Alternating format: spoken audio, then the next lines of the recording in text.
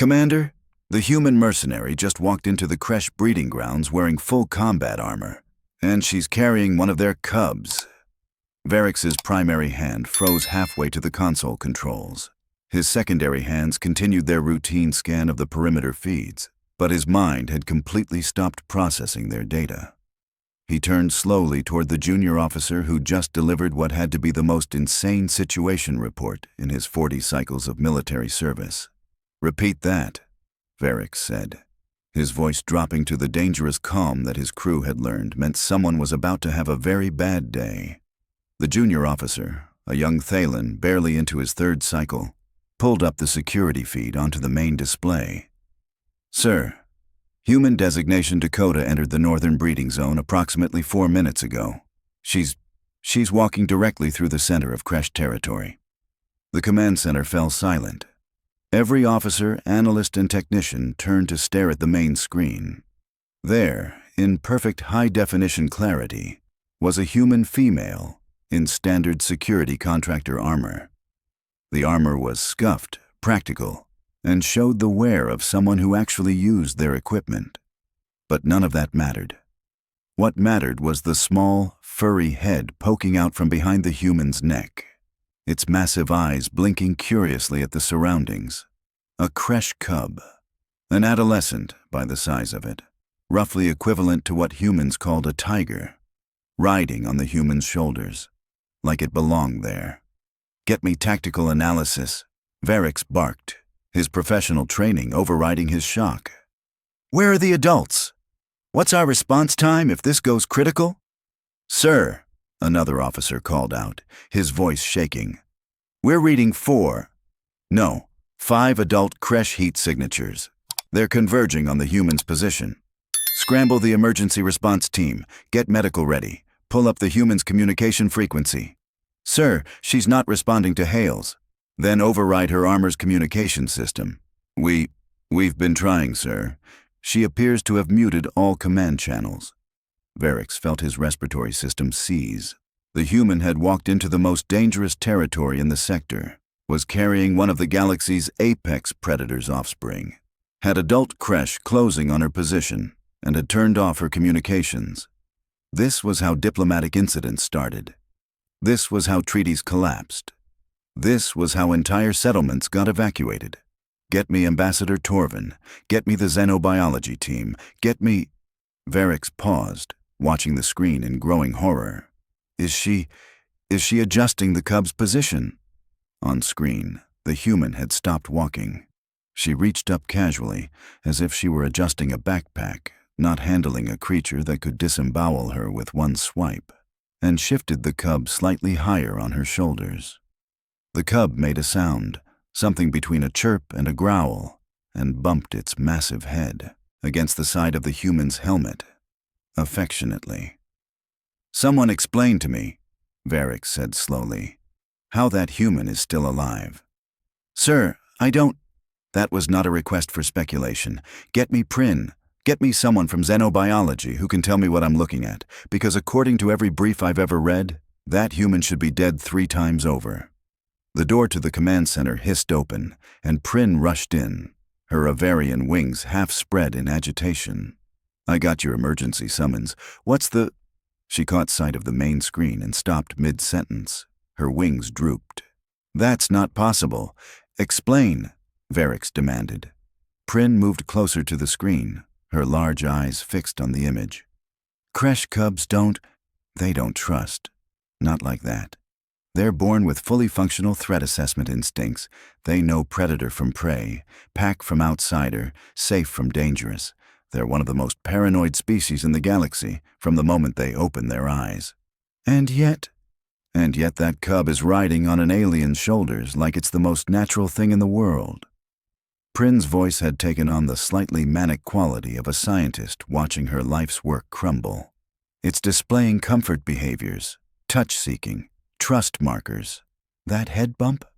That's what they do with parental units. The human is not Kresh." "I'm aware, Commander." Prin pulled up additional data on a secondary screen. "Kresh bonding is exclusive. Genetic recognition. They imprint on their birth parents and no one else. The literature is very clear on this. Very, very clear. I've published 6 papers on creche developmental psychology. Then explain what we're seeing. I can't. Prin's wings flared in distress. This violates everything we know about their species. Everything. That cub should be terrified of the human. Should be trying to escape. Should be calling for its parents with distress signals. Instead, it's... She gestured helplessly at the screen, where the cub had now shifted to drape itself more comfortably across the human's shoulders. It's happy. Varix turned back to the tactical display. The adult signatures? Still converging, sir. 30 seconds to contact. Weapon status? All adult creche are showing standard territorial alertness. No pre-attack posturing yet, but... Evac teams, stand by. If those adults attack, we're going to have seconds to extract her. Varix pulled up the human's personnel file with a thought command.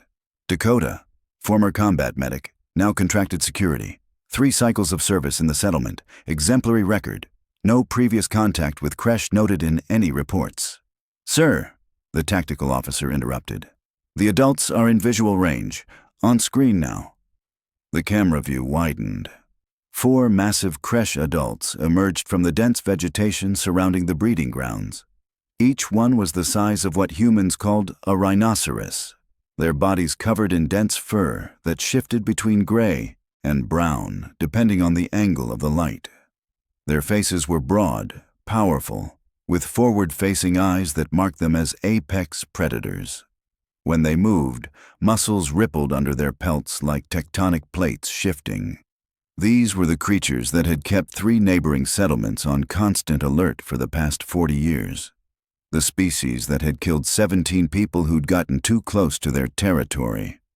The beings that every security brief marked with the highest threat level, and the human just stood there, watching them approach. She's not running, someone whispered. She's not even reaching for her weapon, another voice added.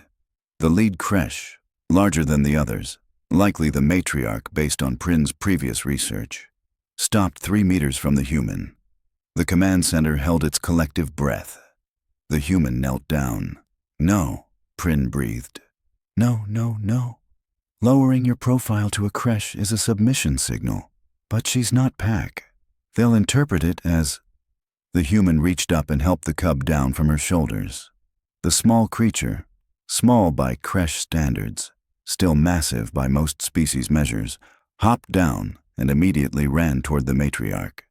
Then it stopped, turned around, and ran back to the human. Then back to the matriarch. Then back to the human. Playing. I need to sit down, Prin said faintly. The matriarch approached the human, who remained kneeling. The massive creature lowered its head, and for a moment, Varix was certain he was about to watch someone die on camera. The matriarch bumped her head against the human's helmet. The same gesture the cub had made. The human reached up, slowly, carefully, and placed her armored hand on the matriarch's head. Get me every xenobiologist we have, Varix said quietly. Get me the diplomatic corps. Get me someone who can tell me what the hell I'm watching, because I'm about to report to Sector Command that a human just made peaceful contact with creche, and I need more than, "This is impossible," in my report. On screen, more cubs emerged from the surrounding area. Small heads poked out from behind trees, from under bushes, from the tall grass. One by one, they approached the human, who greeted each one like it was perfectly normal. "Commander," the communication officer said hesitantly, "the human's channel just became active. Put her through." A moment of static, then a distinctly human voice filled the command center. "Oh, hey, sorry, had notifications muted. You guys need something?"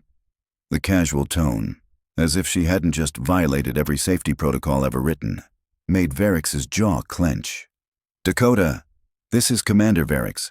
Please explain your current situation." "My situation?" There was a pause, and the sound of what might have been laughter. "I'm just playing with the kids. What's up?"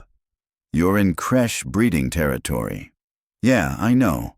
That's where the little ones usually are. You're surrounded by adult creche." "Yep, hey, I think this is the most adults I've seen in one place." Usually it's just the mom. Prin made a sound that was half gasp, half whimper. Dakota, Varric said, exercising every ounce of command presence he'd developed over his career. Are you aware that you are in immediate, critical danger? Another pause, then clear as day. What? No, we're just playing. On screen, a cub had climbed onto the human's back. Another was attempting to climb her front. A third was pulling at her leg armor with its teeth. Not aggressively, but in the unmistakable manner of a juvenile trying to get attention. The human reached down and scratched behind that cub's ears. It started purring. A sound like distant thunder rumbling through stone. "They're just babies, guys," Dakota's voice continued. "Yeah, big babies, but still babies. Look, is this about me being off route? Because I told Night Shift I was doing extended perimeter. This is not about patrol routes." Varric caught himself, forced his voice back to professional calm. "Dakota, Kresh are classified as extreme threat apex predators. They kill anything that enters their territory. They especially kill anything that approaches their young." Huh. The human sounded genuinely puzzled.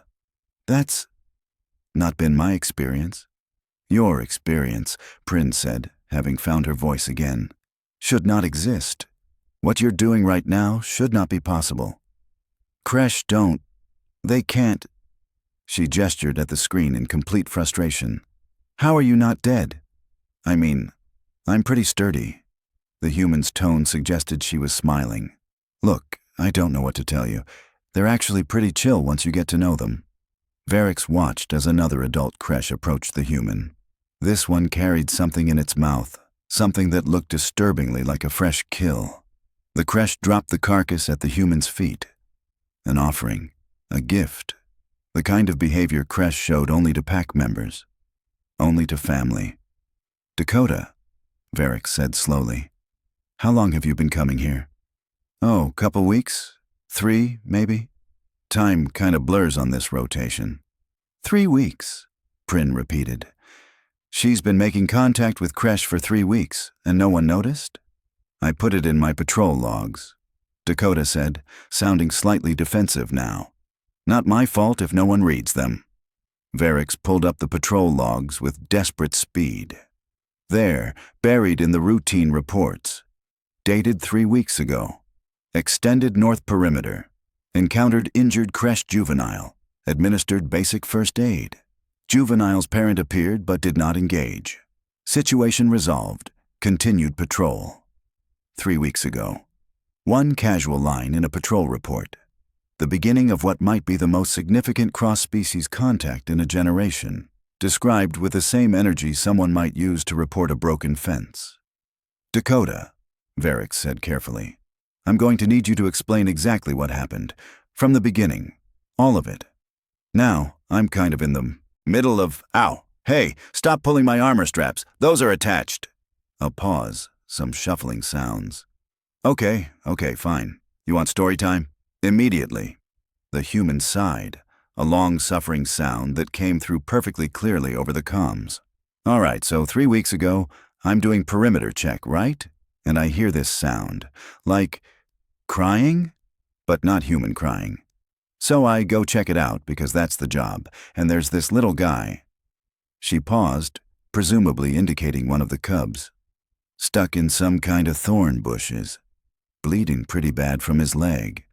You approached an injured predator juvenile," Prin said faintly. "I mean, yeah, it was hurt. That's kind of my whole thing. Combat medic training doesn't turn off just because something's got fur and teeth." On screen, the cub in question, recognizable by a pale scar on its left foreleg, climbed up to its previous position on the human's shoulders. So I got him out, cleaned the wound, used some field dressing, basic stuff, and then Mom showed up. Every being in the command center leaned forward. "And?" Varric prompted. "And she didn't kill me?" Dakota said it like it was obvious. I put my hands up, backed away slowly, let her see her kid was okay. She checked him over, looked at me, looked at him, looked at the bandage. Another pause. Then she just picked him up and left. "That's it?" Prin demanded. "That's the whole story?" "Well, no." Next day I came back with some food, as kind of an apology for human settlement being so close to their territory. Left it at the edge of the breeding grounds, figured it was the polite thing to do. The polite thing, Varix repeated numbly. Yeah, and then the day after that, the little guy was waiting for me on my patrol route, with his mom watching from the trees, and he seemed excited to see me. So I hung out for a bit, made sure his leg was healing right, and it just kept happening. They started following me round, sometimes the cubs, sometimes the adults. After a week, this little dude— Another pause, probably another gesture toward the scarred cub— just climbed up on me and decided that was his spot now. There was a long, profound silence in the command center. Finally, Varix spoke. You realize we've been treating Kresh as hostile for 40 years. I mean, yeah, everyone keeps saying that. But honestly, Dakota's voice took on a thoughtful quality. I think maybe they attack you because you treat them like monsters. These guys, they're just parents trying to raise their kids. They're protective, sure, but that's not the same as hostile. You just have to, not be a threat. Not be a threat, Prin echoed. To apex predators. In their breeding territory. Right. By treating their injuries and bringing them food. Yes? And now they've adopted you. I wouldn't say adopt. On screen, the matriarch began grooming the human's armor with her massive tongue, trying to clean what she clearly perceived as a very dirty pack member. Okay, yeah, they might have adopted me. Sir, we have a situation, the tactical officer announced, his voice climbing an octave.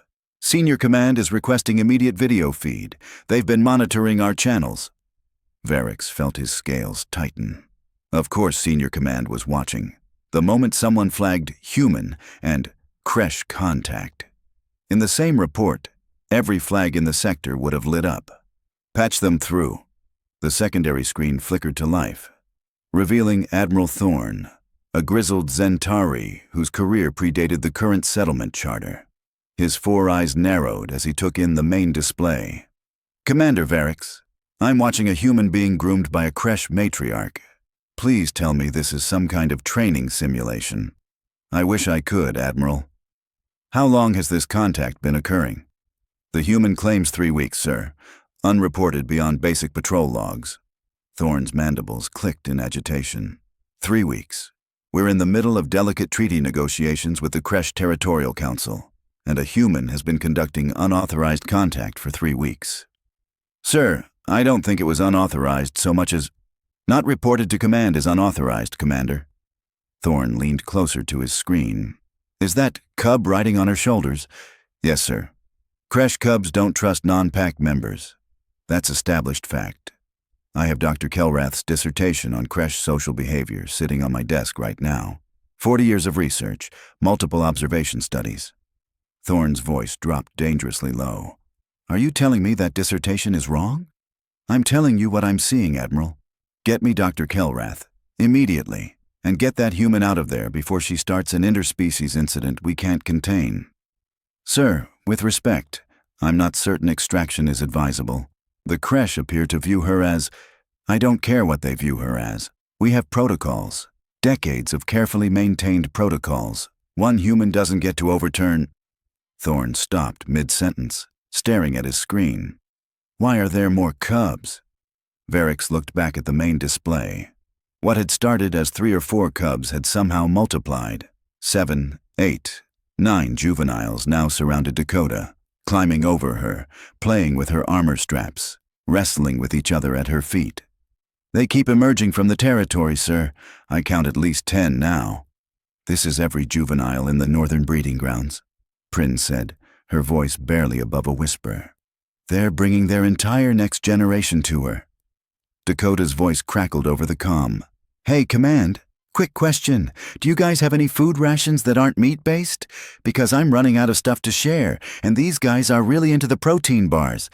She's feeding them, Varix stated, though it was obvious to everyone watching. I can see that, Commander.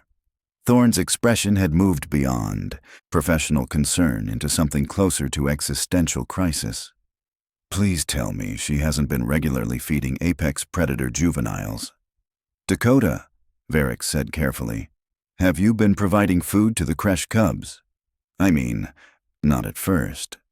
But they seemed hungry, and I had extra rations, so... She trailed off. Is that bad? You've been conditioning them to associate humans with food, Prin said. You've been reinforcing positive contact behaviors. You've been... She stopped, her wings trembling. You've been doing everything the diplomatic corps said was impossible. Oh, Dakota paused. So, good impossible or bad impossible? There's no such thing as good impossible, Prin's voice cracked. Impossible means it doesn't happen. It means our fundamental understanding of a species is correct. It means... She cut herself off as the matriarch began herding the cubs into some semblance of order, then positioned herself directly beside the human, protective, possessive, claiming. Admiral Thorne spoke into the silence. Get me Dr. Kelrath, now, and someone find out what else this human has been doing that's supposed to be impossible. Dr. Kelrath arrived in the command center like a force of nature, his Zentarii frame radiating the kind of authority that came from 60 years of being the foremost expert on predator species. His reputation preceded him. 3 sector awards, countless publications, and the researcher who'd personally advised on the creche territorial protocols that had kept the peace for 4 decades. He took one look at the main display and froze. No, he said simply. Doctor, we need your... No.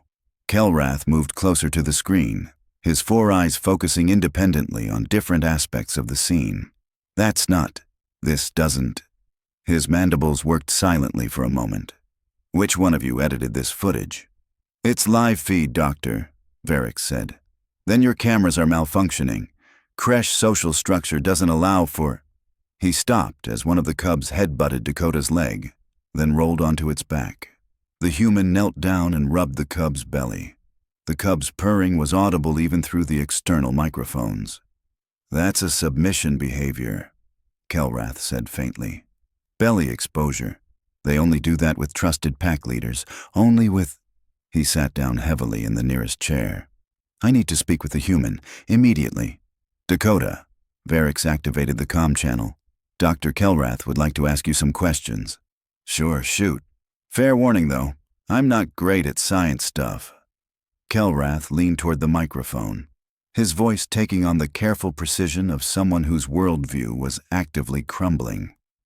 Dakota, I need you to describe exactly how you've been interacting with the creche. Every detail. Okay. So after the first aid thing, I started coming by every day. Brought food like I said. At first I'd just leave it and back away. But then the little guy, his name's Crash, by the way, you named it, Prin interjected. I mean, yeah. He kept crashing into things while playing. Seemed appropriate. Dakota's tone suggested a shrug. Anyway, Crash started coming closer while I was there. Then the other cubs got curious. Then Mom, that's the big one right there, started letting them play near me as long as she could see us. And the adults never displayed aggression? Kelrath asked. Not really. I mean, Mom did this thing where she'd huff at me if I moved too fast, so I learned to move slower. And there was this one time I accidentally stepped on a territorial marker, and she definitely wasn't happy about that. What did you do? Backed off immediately, did this kind of... Dakota made a sound, something between a chirp and a low rumble. Over the display, every adult creche's ears perked up. That sound seemed to help. Kelrath's mandibles dropped open. That's a creche apology vocalization. How did you learn that? I just listened. When the cubs did something wrong, the adults would make certain sounds, and the cubs would respond certain ways, so I figured out what meant what. Dakota paused. Is that weird? Weird? Kelrath looked at Admiral Thorne's screen. Sir, this human has learned creche social communication through observation alone, without any linguistic database, without any formal training, without even realizing she was doing it. How is that possible? Thorne demanded. It shouldn't be. Creche communication is partially subsonic. Most species can't even hear half their range. I mean, I can't hear all of it, Dakota admitted. But you can kind of feel it. Like when they're really happy, there's this vibration in your chest. Kelrath put his head in his hands. 60 years. 60 years of research. We built entire frameworks around creche isolation behavior. We established that they couldn't bond outside genetic lines. We proved that cross-species communication was limited to threat displays. He looked up at the screen, where Dakota now had 3 cubs piled on her while she remained completely casual about it. One human with first aid training just invalidated my life's work. To be fair, Dakota said cheerfully, I really didn't mean to. Dr. Kelrath, Admiral Thorne's voice cut through the stunned silence. I need actionable intelligence, not an existential crisis. Can we replicate this contact method with other creche populations? Kelrath straightened, professional training overriding his shock. I need more data. Dakota, I'm going to ask you something, and I need you to think very carefully before answering. Okay, sure. When you approached the injured cub that first time, what did you feel? Feel? I mean, worried. It was a kid in pain. That's kind of my whole thing. You see someone hurt, you help them. Doesn't matter if they're human or whatever. And when the matriarch appeared, terrified, obviously. I mean, she's huge, but also... Dakota paused, and for the first time, her voice lost its casual edge. Also, I got it, you know. She was scared. Her kid was hurt, and some weird alien was touching him. So I made sure she could see I wasn't a threat, that I was helping. Kelrath exchanged glances with Prin. You empathized with her. Well, yeah. She's a mom. Moms protect their kids. That's pretty universal, right? No, Prin said quietly. No, that's the thing. Most species see creche as monsters first. Predators first, threats first. You saw a worried parent first. I mean, she is a worried parent. She's also a predator. Both things can be true. On screen, the matriarch had settled beside Dakota, her massive body creating a wall between the human and the perimeter. The cubs played in the protected space she'd created. A family unit with a human somehow integrated into its center. Dakota, Kelrath said slowly, we've been treating creche as hostile for 40 years because every time we've attempted contact, they've responded with aggression. Every single time. Yeah, but how were you attempting contact? Standard protocol. Maintain distance. Use audio broadcasting to establish non-threatening intent. Offer food tribute at territorial boundaries. Wait, back up. Audio broadcasting, like loudspeakers? Yes, standard diplomatic procedure. Dakota laughed. Actually laughed. Oh, man. Okay, so, fun fact about creche, and I'm not a scientist or anything, but I've noticed this. They really don't like loud noises. Like, really don't like them. Makes the cubs panic, makes the adults aggressive. You guys have been basically screaming at them and wondering why they attack. The command center went very, very quiet. And the food tribute thing? Dakota continued. Leaving food at the boundary is basically saying, I'm too scared to come closer. It's a fear response. But bringing food into their space, sharing it with them, that's a friend thing. That's pack behavior. Kelrath looked at Admiral Thorne. Thorne looked at Varix. Varix looked at Prin. 4 decades, Thorne said flatly. 4 decades of diplomatic protocol based on completely wrong assumptions. To be fair, sir, Varix offered carefully, we didn't have anyone who thought to just treat them like people. I'm going to need to sit in on future contact attempts, Kelrath said. I'm going to need to document everything.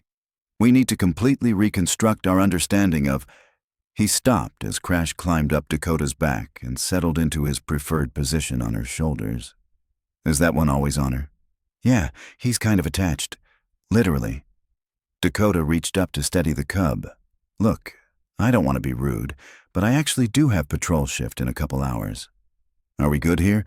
Because Mom's giving me the look that means the cubs need their nap time. Their nap time, Thorne repeated. Yeah, they get cranky if they don't sleep, just like human kids. Admiral Thorne closed his eyes briefly. Commander Varix, I'm making an executive decision. Dakota, You are hereby assigned as official liaison to the creche population, effective immediately. Wait, what? I'm just security. I'm not a diplomat. You've accomplished more diplomatic progress in 3 weeks than our entire Corps has in 40 years. You're a liaison. But I don't know anything about... Crash made a distressed chirp at Dakota's tone. The matriarch's head came up, alert. Dakota immediately softened her voice. Okay. We'll talk about it later, buddy. She sighed. Fine, but I'm not wearing fancy clothes. 3 days later, Dakota stood in the diplomatic wing wearing the same scuffed armor, Crash perched on her shoulders. The Galactic Council representatives stared. This is your liaison? The Vrixian delegate asked incredulously. She's the reason we're not at war, Varix replied smoothly. The first official meeting went surprisingly well, mainly because Dakota treated the terrifying creche delegation exactly like she treated Crash, with casual respect and zero fear. By the end, 2 council members had requested human consultants for their own impossible species problems. Dr. Kelrath published his revised theories within the week. Prin started a documentary series. Admiral Thorne quietly rewrote 40 years of contact protocols, summarizing the new approach as, try not being afraid first. Dakota returned to the barracks after the 3rd diplomatic session. Crash now too big to ride comfortably, but trying anyway. How was work? Her roommate asked. Ended a potential war. Got adopted by alien tiger mom. Apparently I'm changing xenobiology forever. Dakota shrugged, adjusting her armor under Crash's weight. Normal week. Her roommate grinned. You filing that adoption paperwork? Command says I have to. Dakota scratched Crash's ears. Worth it, though. Crash purred, the sound rattling the furniture. Yeah, Dakota smiled. Definitely worth it.